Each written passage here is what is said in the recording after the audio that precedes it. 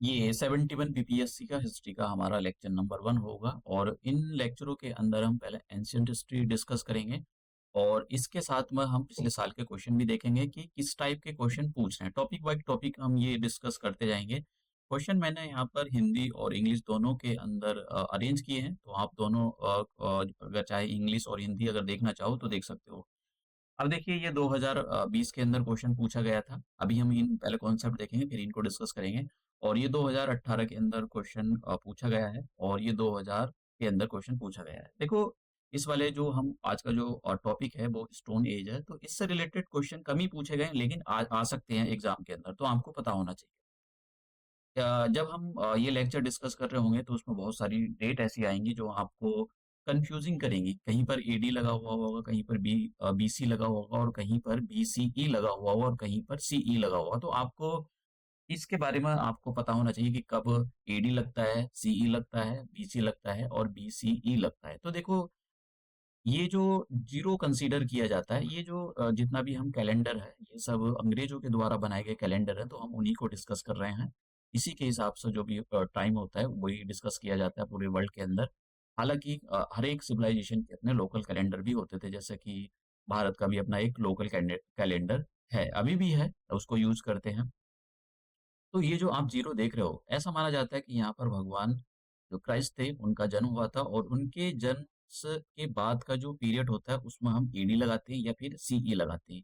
तो ठीक है, ये आपको पता होना चाहिए। फुल फॉर्म नहीं भी पता है, कोई प्रॉब्लम नहीं है, आपसे फुल फॉर्म नहीं पूछा जाएगा और इनके जन्म से पहले का जो टाइम होता है, उस डेट के आगे हम बीसी लगा देते हैं या बीसीई, ठीक है? तो ये आपको पता होना चाहिए। ये क्या है, कितने 1 बिलियन में कितने होते हैं, ये आपको डिटेल में जाने की ज़रूरत नहीं है। इवन आपको ये अभी अगर याद ना हो, बस आपको थोड़ा-सा एक आइडिया होना चाहिए। देखिए, इंसान की जो उत्पत्ति है, वो अफ्रीका में हुई। अफ्रीका में कहाँ से हुई, कैसे निकला, ये जब जो डिटेल में जाने की ज़रूरत नहीं है आपको, बस थोड़ा-सा समझ लो, हाँ, अफ्रीका में इंसान की उत्पत्ति हुई। अफ्रीका में जब इंसान की उत्पत्ति हुई, तो इंसान में भी अलग-अलग टाइप की वैरायटी आई। तो अफ्रीका से निकल के इंसान वर्ल्ड के डिफरेंट-डिफरेंट हिस्सों में गया और ये अलग-अलग टाइम पीरियड में गया। और जैसी-जैसी ह्यूमन का जो है इवोल्यूशन हुआ, उसी के हिसाब से वो इंसान अलग-अलग दुनिया के अलग-अलग हिस्सों में गया। ये टाइम पीरियड आपको याद करने की ज़रूरत नहीं, लेकिन ऐसा समझो कोई ऐसा कुछ चल रहा था। अब हम यहाँ पर पढ़ेंगे स्टोन एज। स्टोन एज से पहले हम पहले हिस्ट्री को डिवाइड करते हैं कि हिस्ट्री को 3 पार्ट में पढ़ा जाता है। एक तो वो हिस्ट्री होती है जिसमें इंसान को पढ़ना-लिखना नहीं आता है और आज का जो ह्यूमन है, उसने अपनी रिसर्च से ये पाया कि उस टाइम के इंसान को पढ़ना-लिखना नहीं आता, तो फिर कैसे पता लगता है कि इतने साल पहले कोई इंसान ज़िंदा था? ये पता लगता है उसके औज़ारों से, उसके जो वेपन थे, जो टूल्स यूज़ करते हैं, उनसे पता लगता है। तो जब इंसान को पढ़ना-लिखना नहीं आता है, तो उस टाइम पीरियड को, उस हिस्ट्री को हम प्री हिस्टोरिक पीरियड बोलते हैं। आप इसको स्टोन एज भी बोल सकते हो। अब उसके बाद में क्या हुआ? दूसरा हमारा जो पीरियड आता है, वो आता है प्रोटो हिस्ट्री। प्रोटो हिस्ट्री ऐसा पीरियड होता है कि जिसमें इंसान ना अपना जो मैसेज है वो पहुँचाने के लिए उस सिंबल का यूज़ किया। मतलब वो पिक्टोग्राफ का यूज़ करते थे। पिक्टोग्राफ का मतलब सिंबल हो गया, कोई फ़ोटो बना देंगे, उसका कुछ मतलब होगा, उनका यूज़ करेंगे। स्क्रिप्ट जो थी, जो डेवलप हुई थी, वो अभी तक डेसिफर नहीं की गई और इसका सबसे अच्छा एग्ज़ाम्पल है Indus valley civilisation. Indus valley civilisation वो सिंबल का यूज़ करते थे। उन सिंबल को बहुत सारे सिंबल का यूज़ करते थे। उन सिंबल को अभी तक डेसिफर नहीं किया गया है। तो अगर आपसे ये पूछा जाए कि ये जो प्रोटो हिस्टोरिक पीरियड था, ये इसका अच्छा एग्ज़ाम्पल कौन-सा है? तो इंडस वैली सिविलाइज़ेशन पूछा गया है क्वेश्चन, मैं यहाँ पर ऐसे नहीं बोल रहा हूँ आपको। तो प्रोटो हिस्टोरिक पीरियड के अंदर क्या होता था, इंसान को अपना मैसेज पहुँचाने के लिए, एक जगह से दूसरी जगह पर मैसेज देने के लिए या अपने आप को एक्सप्रेस करने के लिए वो वहाँ पर यूज़ करता था सिंबल, पिक्चर का यूज़ करता था। एक फिर नेक्स्ट पीरियड आता है हमारे पास हिस्टोरिक पीरियड। ये जो पीरियड होता है इसमें इंसान ना स्क्रिप्ट डेवलप कर ली थी, मतलब वो लिख रहा था।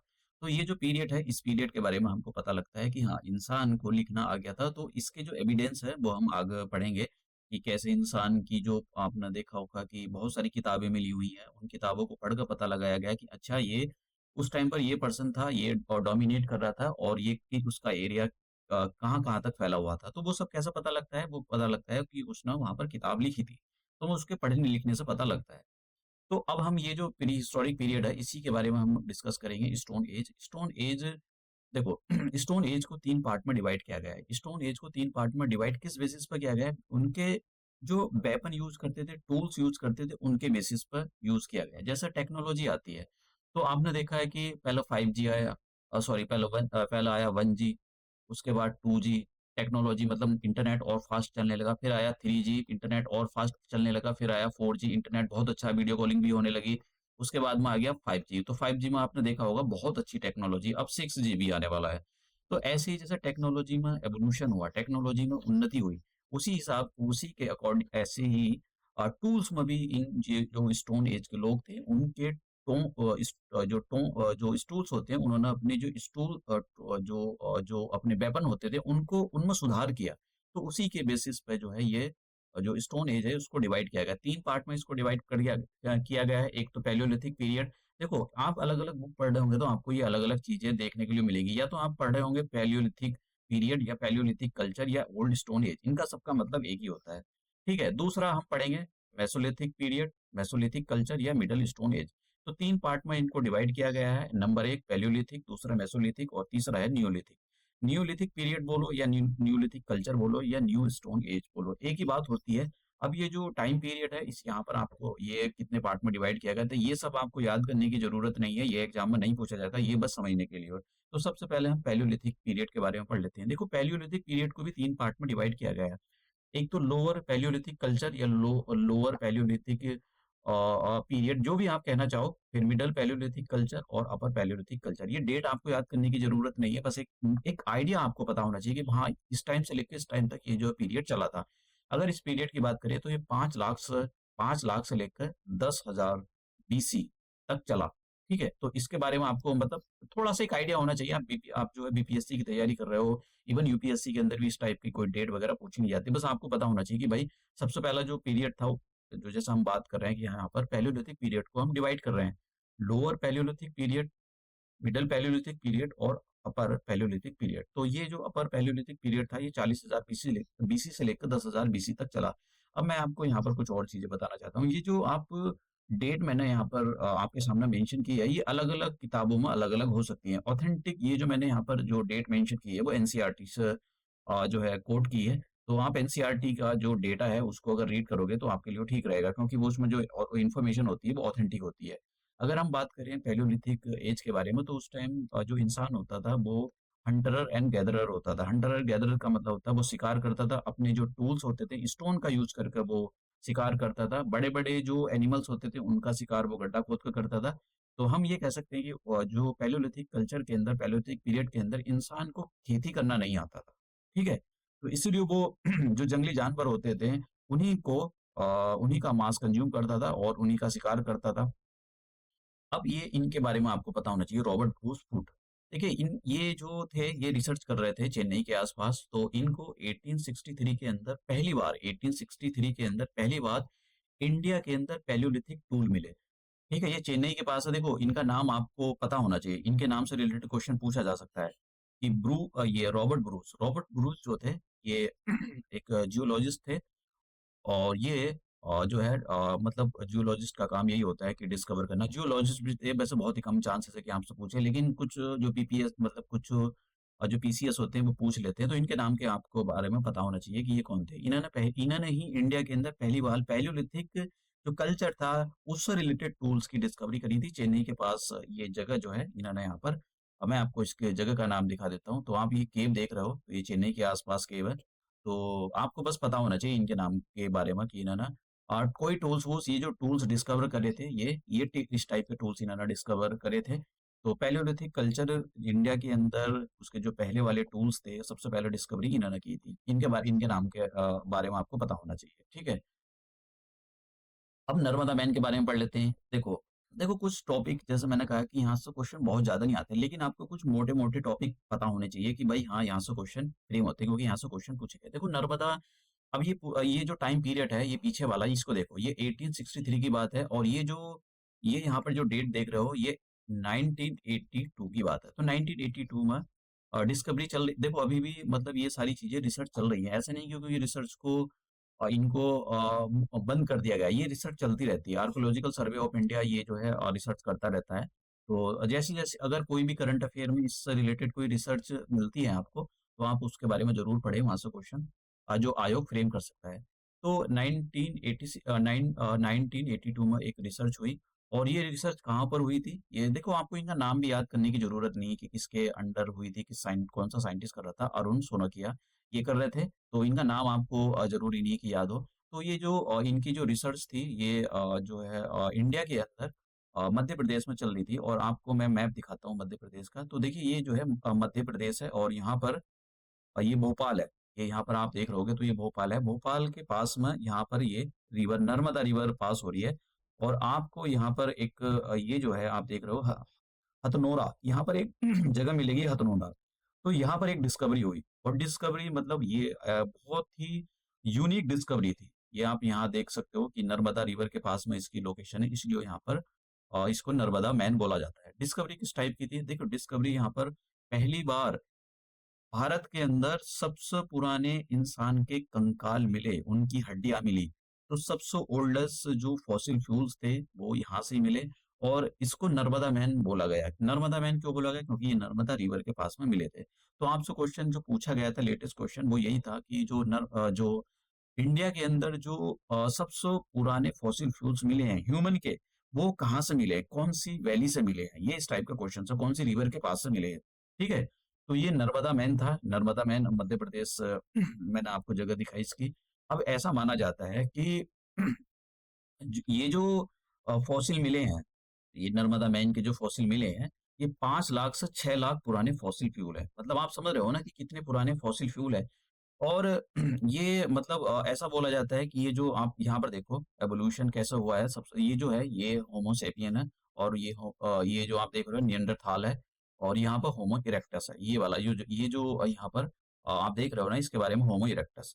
तो मैं आपको यहाँ पर ये इसके बारे में ये बता रहा था कि ये जो फॉसिल फ्यूल मिले हैं, ये होमो इरेक्टस के हैं। होमो इरेक्टस आप देख रहे हो ना, ये देखो, ये होमो इरेक्टस, ये जो देख रहे हो ना, ये अभी ये इंसान बन चुका है, मतलब पूरी तरह से। लेकिन इसका मुंह अगर आप देखो तो ऐसा लगता है कि जैसे किसी चैंपियंजी जैसा हो। और इसमें देखो, इसका फेस देखो, तो इसके फेस में और इसके फेस में बहुत डिफरेंस है।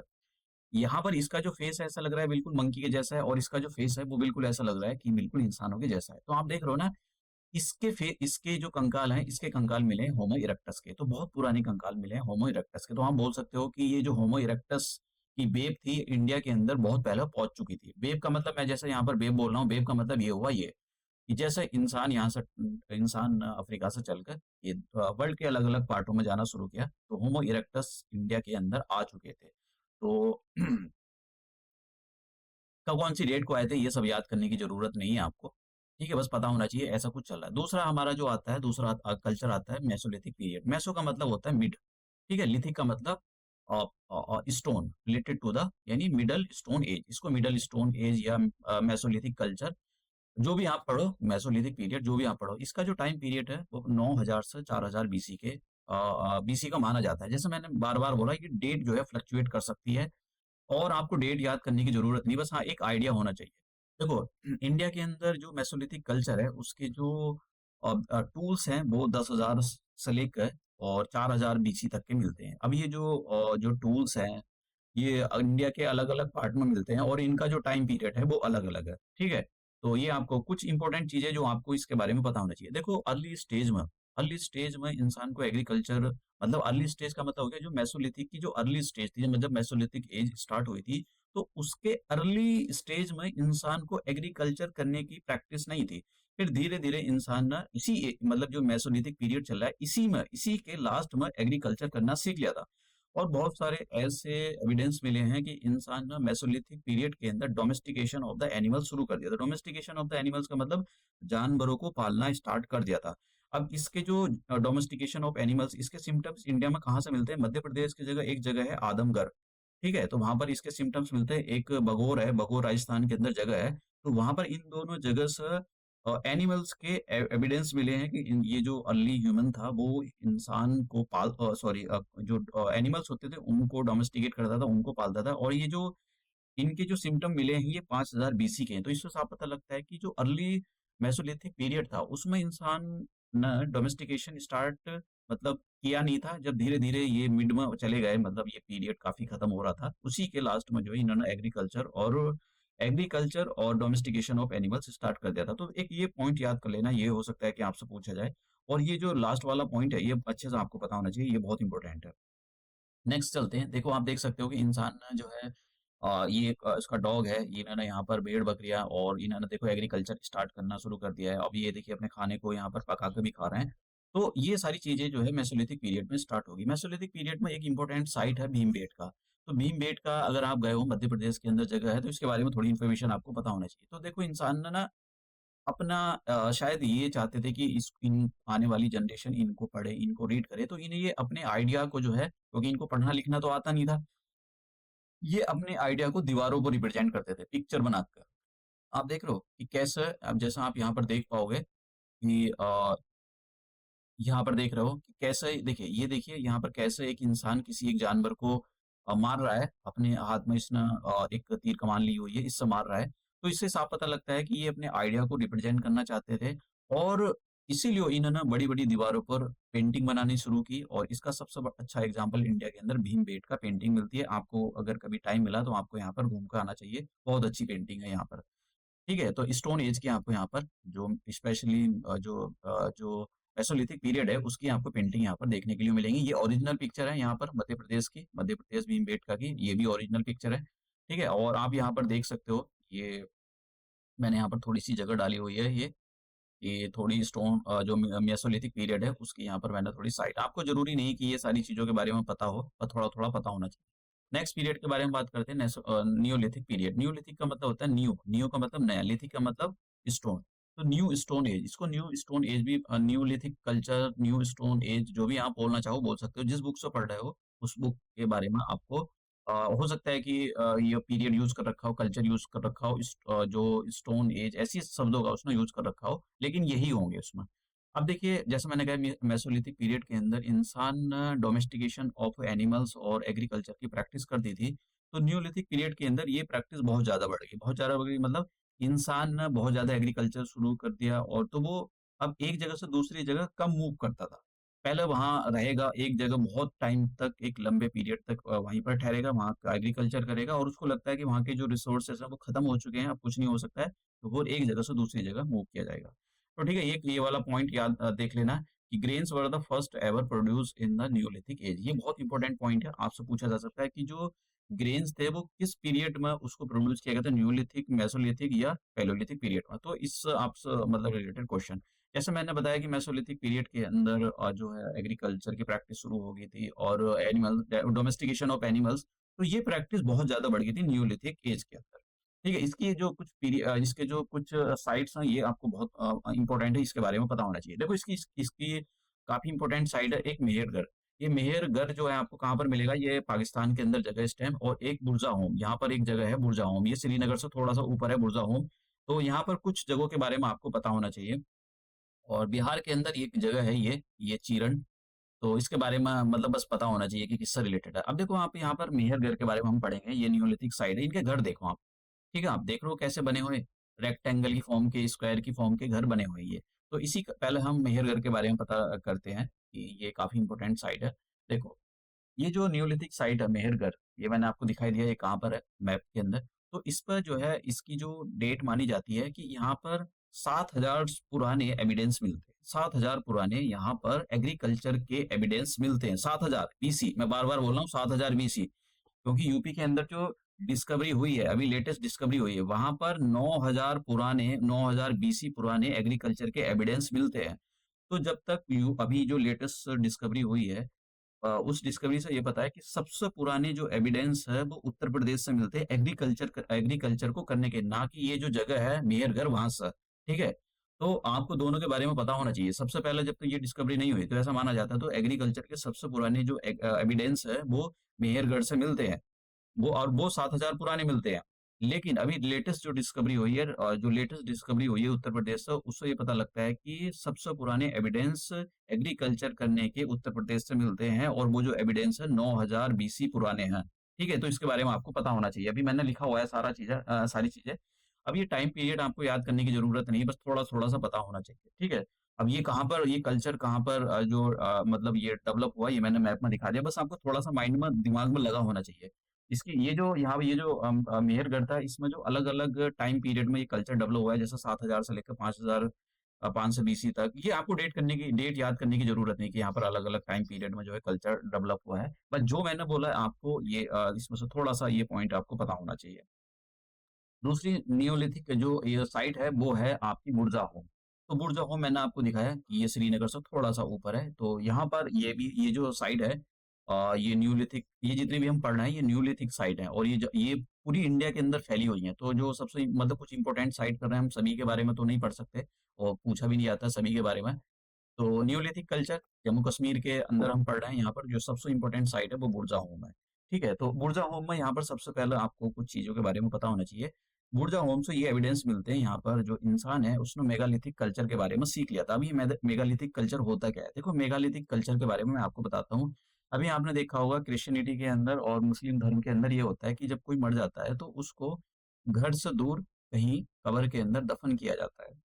तो मतलब यही चीज़ है मेगालिथिक कल्चर। इसमें क्या करते थे जब भी इंसान का घर यहाँ पर है तो ये अपने घर से कुछ दूरी पर किसी भी इंसान को ज़मीन में दफना देंगे और उसके पास में स्टोन लगा देंगे, ठीक है? उसके पास में जो है स्टोन लगा देंगे। तो that is the megalithic culture. तो इसके बारे में आपको पता होना चाहिए, ठीक है? तो मेगालिथिक जो कल्चर है इसमें जो है स्टोन का यूज़ किया जाता है तो दफनाने के लिए, ठीक है? उसके ऊपर चारों तरफ पत्थर लगा देंगे तो that is the megalithic culture, ठीक है? मेगा का मतलब मेगालिथिक, लिथिक का मतलब होता है स्टोन। ठीक है? इसके बारे में आपको बस पता होना चाहिए। अब बात न्यूलिथिक कल्चर, एक ये जो साइट है जैसे मैंने आपको बताया था उत्तर प्रदेश के बारे में मैं आपको इस साइट के बारे में बता रहा था। लहुरा देव जो साइट है इसके बारे ये बहुत इंपॉर्टेंट डिस्कवरी हुई है। देखो ये उत्तर प्रदेश में जगह है लहुरा देव, तो इसके बारे में आपको पता होना चाहिए। देखो जब तक ये डिस्कवरी नहीं हुई थी, तो उससे पहले मैं बार-बार बोल चुका हूँ, उससे पहले ये जो पाकिस्तान के अंदर जगह है मेहरगढ़, यहाँ से अर्ली एविडेंस मिलते थे एग्रीकल्चर के। लेकिन जब ये डिस्कवरी हुई, तो अर्ली एविडेंस इंडिया के अंदर उत्तर प्रदेश से मिलते हैं लोहरा देव इस जगह से। समझ गए आप? ये न्यूलिथिक साइट है उत्तर प्रदेश के अंदर। यहाँ से जो एग्रीकल्चर करने के जो एविडेंस मिलते हैं वो 9000 से लेकर 7000 बीसी के मिलते हैं। तो ये आपको पता होना चाहिए। ये आपसे लेटेस्ट क्वेश्चन पूछा जा सकता है। हालाँकि अभी तक उसने जो क्वेश्चन पूछा था उसमें लोहरा देव नहीं था, उत्तर प्रदेश का नाम नहीं था, मेहरगढ़ के बारे में ही पूछा था कि जो अर्ली एविडेंस है एग्रीकल्चर करने के वो कहाँ से मिलते हैं? तो उसमें जो ऑप्शन था वो था मेहरगढ़, ठीक है? लोहरा देव नहीं था। तो आपसे पूछा जा सका अब हो सकता है कि आने वाले लेक्चर और आने वाले जो टाइम में ये पूछ ले, ये यहाँ पर आप देख सकते हो, ये मैंने यहाँ पर एक पिक्चर लगाई है। तो अब एक और कल्चर आता है चालकोलिथिक कल्चर। चालकोलिथिक कल्चर का मतलब होता है कि चालकोलिथिक, ठीक है? तो इसका मतलब ये होता है कि ये जो कल्चर आया था, ये न्यूलिथिक एज खत्म होने के बाद आया था। इसके अंदर क्या होता था देखो, जैसे मैंने कहा कि इंसान पहले स्टोन का यूज़ करता था। अब इंसान ना स्टोन के साथ-साथ कॉपर का भी यूज़ शुरू कर दिया। तो कॉपर बहुत इंपोर्टेंट क्वेश्चन, कॉपर पहली मेटल है जो इंसान ने डिस्कवर की थी और जिसका यूज़ करना शुरू किया था सबसे पहले। ये याद रखना बहुत इंपोर्टेंट क्वेश्चन है। ठीक है? तो इंसान ने कॉपर के साथ-साथ में स्टोन का भी यूज़ स्टार्ट करना शुरू कर दिया था, तो इसी एज को बोलते हैं चालकोलिथिक कल्चर या चालकोलिथिक पीरियड या एज, जो भी कुछ आप बोलो। इससे ज़्यादा आपको कुछ करने की ज़रूरत नहीं है, ठीक है? ये देखो ये जो पीरियड है चालकोलिथिक एज या पीरियड, ये ट्रांजिशनल फेज़ था। किसके बारे में? जब न्यूलिथिक पीरियड खत्म हो रहा था और ब्रॉन्ज एज आने वाला था। ये हम कमिंग लेक्चर के अंदर देखेंगे। ब्रॉन्ज एज का मतलब होता है कि इंसान ना कॉपर के अंदर कुछ मिलावट शुरू कर दी थी, जैसे टिन मिलाना शुरू कर दिया था, तो वो that is the copper age. Sorry bronze age. तो ब्रॉन्ज एज के बारे में हम कमिंग लेक्चर के बारे में हम देखेंगे।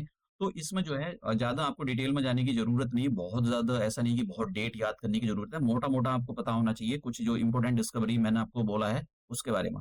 अब मैं आपको पिछले साल के क्वेश्चन सॉल्व कराता हूँ। देखो मैं ऐसा नहीं है कि आप ये पढ़ नहीं सकते हो, आप पढ़ सकते हो आपके टाइम क आप रोमिला थापर की बुक पढ़ सकते हो, बहुत सारे अच्छे-अच्छे राइटर हैं उनकी बुक पढ़ सकते हो इनके बारे में। लेकिन आपको एग्ज़ाम पास करना है, आपको डिटेल में जाने की ज़रूरत नहीं, इतना तो यूपीएससी भी नहीं पूछता है, ठीक है? तो ऐसा नहीं कि आपको बहुत डिटेल में जाना, हाँ, आपका मन है तो आप बिल्कुल पढ़ सकते हो। अब देखते हैं किस टाइप के क्वेश्चन पूछे हैं। इंग्लिश में पढ़ते हैं the first human fossil was found from which river valley of India. आपको ये बताना है कि इंडिया की जो फर्स्ट फॉसिल मिलते हैं, उनकी जो हड्डियाँ मिलती हैं, कंकाल मिलते हैं, वो कौन-सी रिवर के पास में मिलते हैं? कौन-सी रिवर के? गंगा रिवर के पास, Ganga river valley, Yamuna river valley, Narmada valley, Tapti valley या नन ऑफ दीज़? ये क्योंकि 2024 में ये ट्रेंड बदल गया है, ये नन ऑफ दीज़ वाला ऑप्शन, ये जो more than one of the above ये वाला ऑप्शन खत्म कर दिया है। 4 ही ऑप्शन होते हैं। तो ये 2020 में पूछा गया था, तो उस टाइम पे ये सब कुछ चलता था। तो मैंने अभी आपको नर्मदा मैन के बारे में बताया, तो आंसर क्या हो जाएगा इसका? नर्मदा मैन, ठीक है? नर्मदा घाटी। ठीक है, भारत की किस नदी घाटी में पहला मानव जीवाश्म पाया गया था? तो नर्मदा घाटी। ठीक है, कितना पुराना है, कितना क्या है, ये कुछ करने की ज़रूरत नहीं है, बस हो गया आंसर। दूसरा earliest evidence of the animal domestication and agriculture in India has come from. देखो, मैंने आपको मेहरगढ़ के बारे में बताया, मेहरगढ़।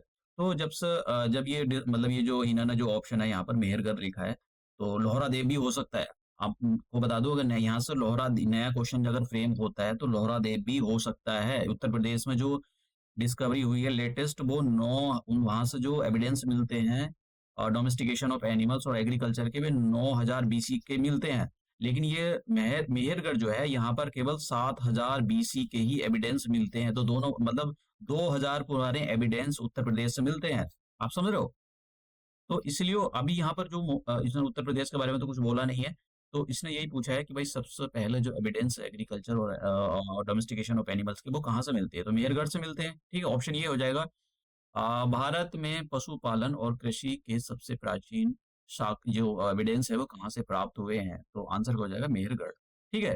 तो ये जो क्वेश्चन है जो जो मैंने आपको बताया वो लोहरा देव भी दे सकता है। तो आपको उसके बारे में पता होना चाहिए। 2018 में पूछा गया था।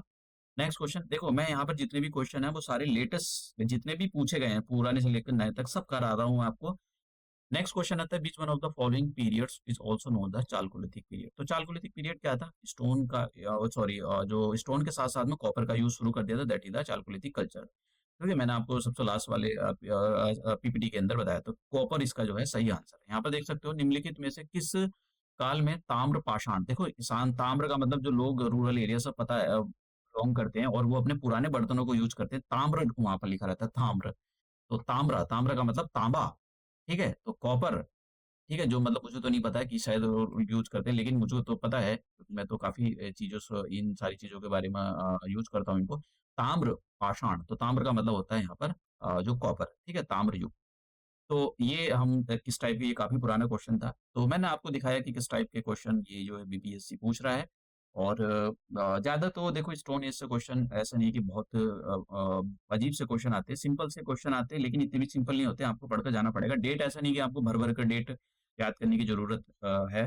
तो हमने ये लेक्चर में देखा कि पिछले साल के क्वेश्चन देखे, तो अब ये लेक्चर हम यहीं समाप्त करते हैं और अपने नए लेक्चर इंडस वैली सिविलाइजेशन में मिलते हैं और उसके क्वेश्चन देखेंगे हम। इंडस वैली सिविलाइजेशन से रिलेटेड काफ़ी सारे क्वेश्चन पूछे गए, तो वो उस लेक्चर में हम देखेंगे किस टाइप के क्वेश्चन पूछे गए।